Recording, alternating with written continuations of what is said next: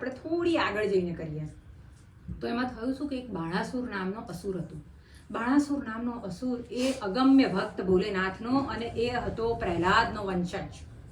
પ્રહલાદ તો બધાને ખબર જ છે ને, પણ પ્રહલાદ હતો હરિભક્ત, પણ હતો તો અસુર કુળનો.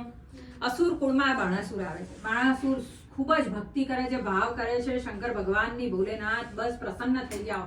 આ બાજુ કેવું છે, ભોલેનાથ ભગવાન અંતર્યામી છે. અંતર, તમારા અંતરમાં ઝાંખી લે છે કે શું તમે વિચારો છો. એટલે ભોલેનાથને ખબર પડી ગઈ કે આ તો કંપનીમાં કઈ ડિફેક્ટ છે, કંઈક કરવું પડશે. બધા દેવી દેવતા આવી ગયા કે આ બાણાસુર તો બહુ જોરદાર તપસ્યા કરી રહ્યો છે, આવી રીતે જો એ તપસ્યા એની એકદમ એ થઈ જશે તો અમે શું. એટલે કેવું હોય કે ભગવાન છે ને પ્રોબ્લેમ આપે ને એના પહેલા જ એનું સોલ્યુશન ક્રિએટ કરી દેતા હોય છે. એ તો ફેઝ છે કે ભાઈ પૂરું તો થવું પડે ને. પાક્યા વગરની કેરી થોડી તમે ભગવાનના ભોગમાં લગાવો, એનું પછી અથાણું થાય. એટલે એવું છે. એટલે પછી ભગવાન સમજી જાય છે. ભગવાન પાર્વતી માતાને કહે છે કે હું તપસ્યા કરવા જઈ રહ્યો છું, તપસ્યા કરવા જઈ રહ્યો છું, પણ હું તમને વરદાન આપું છું કે તમે, હું જાણું છું મને તપસ્યામાં કેટલો વાર લાગશે મને ખબર નથી, પણ તમે જ્યારે બી મારું ધ્યાન ધરી અને બાળકનું સર્જન કરવા ઈચ્છશો તો તમે એના માટે સમર્થ છો. તમે 2 બાળક જેટલા તમારી ઈચ્છા થાય એટલા તમે સર્જન કરી શકો એમ છો. માતાજી આ બાજુ રાહ જોઈ રહ્યા છે, સમય જઈ રહ્યો છે, અને સમય જતા જતા જતા જતા માતાજીને વધારે વિરહ સતાવા લાગ્યું છે. માતાજી કે હું ખૂબ એકલી પડી ગઈ છું. ત્યારે એમને ધ્યાન આવે છે કે ભાઈ હરિએ મને કીધું હતું, પ્રભુએ, કે ભાઈ હું મારી જાતે એમનું ધ્યાન કરીને બાળકનું સર્જન કરવાનું મને વરદાન આપેલું છે. એકવાર માતા બેઠા હોય છે અને એ જે એમનો ઉત્પન્ન લગાવેલો હોય છે એ નીકાળી અને એમના પૂરા ભાવથી વિવેક, આનંદ, ઉલ્લાસ અને નમ્રતાથી એક સુંદર મૂર્તિનું સર્જન કરે છે. જ્યારે એ મૂર્તિનું સર્જન કરે છે અને પછી એની પ્રાણ પ્રતિષ્ઠા કરે છે ત્યારે એનું નામ વિનાયક રાખે છે કે તું ખૂબ વિનયી છે, હું તને કહું છું એવું તું કરે છે. મારો વાલો કેટલો ડાયો. બધાને પોતાનું છોકરું વાલું હોય. જો હું સાચી વાત કહું, ગમે એટલો તોફાની બારકસ હોય તો કે ના મારો છોકરો બહુ ડાયો. એ બીજાને ખબર હોય, એનું ખરેખર આન્સર પડોશી આપી શકે કે તમારો છોકરો કેટલો ડાયો. હવે દરેક માને છે ને એક પુત્રની ઝંખના હોય ને એક પુત્રીની ઝંખના. પુત્રી કહે કે મારે કે એક મારી એવી સખી જોઈએ કે જે મારી જોડે રહે, મને આનંદ આપે. એટલે ત્યારે એક પુત્રીનું વિસર્જન કરે છે. આપણા વાર્તા કથાની અંદર આપણે સાંભળ્યું છે, પણ એ જ સમયે માતાજી એક પુત્રીનું વિસર્જન કરે છે. એની ઓખાની વાર્તા બધાને ખબર જ હશે કે ઓખાની વાર્તા શું છે.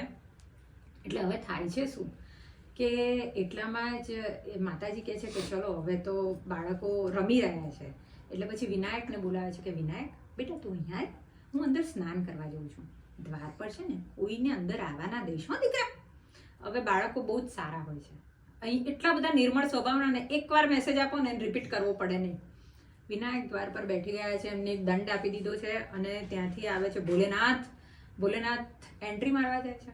હવે તમે વિચારો કે જે અસુરના મનની વાત જાણી શકે એ શું એના પુત્રના મનની વાત ના જાણી શકે?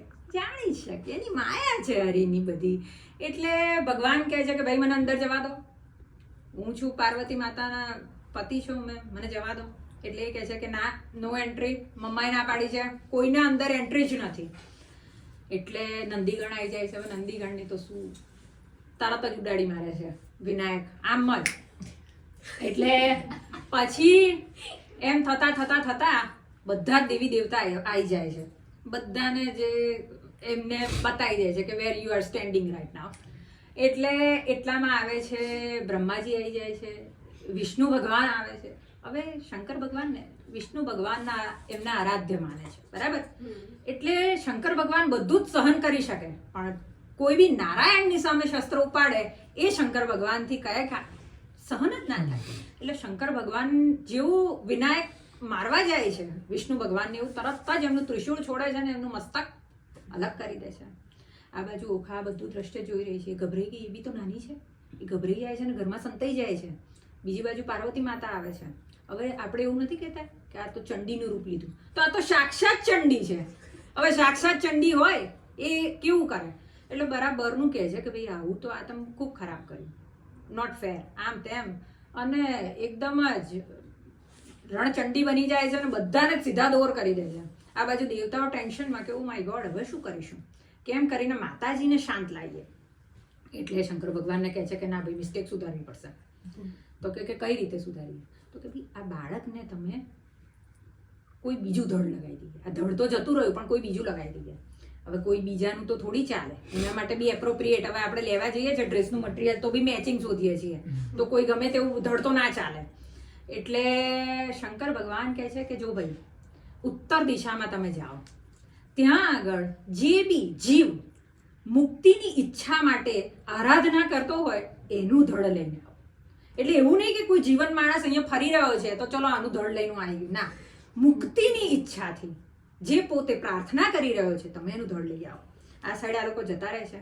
જોવે છે કે અહીંયા આગળ એક ગજરાજ બેઠા છે, જે ગજરાજ અગમ્ય ભણે ભાવથી શંકર ભગવાનની પ્રાર્થના કરી રહ્યા છે અને મુક્તિ માટે આરાધના કરી રહ્યા છે. હવે આ જે હતા ને ગજાનન, એ ગજાનન પોતે ગજરાજ શું કરતા હોય છે? ઘણા વર્ષોથી એ શંકર ભગવાનના અગમ્ય ભક્ત છે. એમને દરેક જન્મમાં ભગવાનને એ જ માંગ્યું કે હરિ મને તારી જોડે રહેવું છે, તારી જોડે રહેવું છે હરિ. એટલે આ વખતે શું થયું? શંકર ભગવાને એની ઈચ્છા પૂરી કરી દીધી અને એમને મોક્ષ લઈ અને એમનું ધડ લઈને આ સાઈડ આ લોકો આવી ગયા છે. હવે તમે વિચારો કે જેને વર્ષોથી શંકર ભગવાનની પૂજા કરી છે એ કેટલો દિવ્ય આત્મા હશે. અને તમારા હાથ કેવા છે, પગ કેવા છે, માથું, તમારું મગજ કેવું છે ને, એના ઉપર સૃષ્ટિ ચાલે છે. એટલે મગજ કોનું? તો કે ગજરાજનું. ને ગજરાજ કોણ છે? તો એ અગમ્ય ભક્ત છે શંકર ભગવાનના. અને શંકર ભગવાનના ભક્ત આવી જાય છે અને એ ધડ ત્યાં લગાડી દે છે. લોકો કહે છે કે ધડ કાપી નાખ્યું. ધડ કાપી નહોતું ભાઈ, ગજરાજની ઈચ્છા હતી એટલે ત્યાં સ્થાપિત કર્યું હતું. કારણ કે વિનાયકે જન્મ નહોતો લીધો, વિનાયક તો સર્જિત થયા હતા ને. એટલે સર્જનહારે એને યોગ્ય ધડ આપી દીધું કે તારા માટે આ સર્વશ્રેષ્ઠ છે. અને જ્યારે એ ધડ આવે છે ત્યારે માતાજીને સંતોષ થાય છે કે હાશ, હવે હજુ કે હું તો સંતોષ નથી પામી રહી, કે તમે હજુ મારા માટે સારું ના કર્યું, કે હું અનહેપી છું. કારણ કે મધરનો આ ફિલિંગ્સ છે. જેટલા બી અહીંયા હશે ને કિડ્સ એ જાણતા હશે કે ભાઈ મમ્મી ઓલવેઝ રણચંડી બની જાય. ભલે તમે લોકો કંઈ બી રોંગ કરશો ને, ખબર જ હોય કે વાંક તમારો છે, તોય પપ્પાનું ધોઈલો કાઢ નાખે કે તમે જ છો આખો દિવસ, મારા છોકરાને આવું કરો છો, મારી છોકરીને આવું કરો, હું નહીં ચલાવી લઉં, તમે મને બસ સરખું કરી દો. કે અને એ પાછી ત્યાર સુધી જશે કે જ્યાં સુધી હાઈએસ્ટ ડિમાન્ડ પૂરી નથી થતી એ લેવલ સુધી પહોંચી જશે.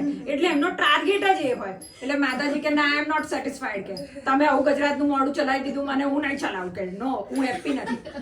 બધા જ આશીર્વાદ આપે છે કે ભાઈ તમારા છોકરાને મારે આ આશીર્વાદ, આ આશીર્વાદ. આપણે કેવું પેલું ગિફ્ટ લાવીએ ને એવું બધા દેવી દેવતા આશીર્વાદ આપે કે ભાઈ આમ થાય તેમ થાય. Not satisfied. હવે ભોલેનાથમાં વારો આવે છે ને બધા કે ભોલેનાથ તમે બધાને સાચવ્યું, માતાજી વિફર્યા છે દોસ્તો, કઈક મેળ પાડો. કે મેળ ક્યાંથી પાડું યાર? કઈક એવો આશીર્વાદ આપો કે જેથી માતાજી એકદમ આમ શાંત થઈ જાય. હવે દરેક માને કેવું પટાવું હોય ને તો એને છોકરાને વાલ કરી દેવાનું. એટલે એને એવું થાય આ માણસ બહુ સારો છે. એક નંબરનો ટામિસ કેમ ના હોય પણ આમ પ્રેમથી આ ખરેખર એ આયા ને મને ગમે, એ સારા માણસ છે. એટલે ભોલેનાથે શું યુક્તિ વાપરી કે ભાઈ જો શાંતિ રાખો તમે માતાજી, હું તમને કહું આજ પછી જે બી કાર્ય થશે, કોઈ બી કાર્ય, ત્યાં સૌથી પહેલા તમારા છોકરાની પૂજા થશે. જો તમારા છોકરાની પૂજા નહીં થાય તો એ કાર્ય સફળ નહીં થાય. એટલે એ વિઘ્ન હરતા છે. હવે માતાજીને સંતોષ થયો કે હા, સૌથી પહેલા મારો છોકરો, પછી બીજી આખી દુનિયા. એટલે માતાજીને આમ સંતોષ, આમ ધરાવ થઈ ગયો, કે મજા આવી ગઈ, આનંદ આવી ગયો. એટલે કે ચલો હવે તમને એન્ટ્રી છે, આવી જાઓ, ચલો પકવાન કરી આમ. માતાજીને સ્મૃતિ થાય છે કે મેં બાળક કર્યું ત્યારે મેં એક દીકરીને બી સર્જન કર્યું હતું. ક્યાં છે એ દીકરી? જે હતા એ હતા ઓખા. ઓખા પર તો માતાજી કોપાયમાન થઈ જાય છે.